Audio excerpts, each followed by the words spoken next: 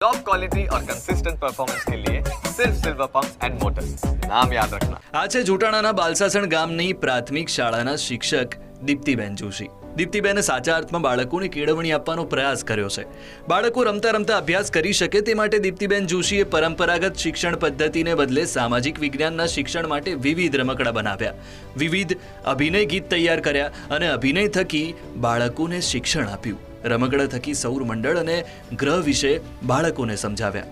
વિદ્યાર્થીઓને મેં ગણિત વિજ્ઞાન પર્યાવરણ પ્રદર્શનમાં 2 વખત નેશનલ કક્ષા સુધી ભાગીદારી અપાવી છે। દર વર્ષે કલા મહાકુંભમાં મારા વિદ્યાર્થીઓ રાજ્ય કક્ષા સુધી પાર્ટિસિપેટ કરે છે અને આ સાથે સાથે જ કલા ઉત્સવ હોય કે બીજી કોઈ પણ સ્પર્ધાઓ હોય, વિદ્યાર્થીઓ રાજ્ય કક્ષા સુધી પોતાનું પ્રતિનિધિત્વ કરે છે અને શાળાનું નામ રોશન કરે છે।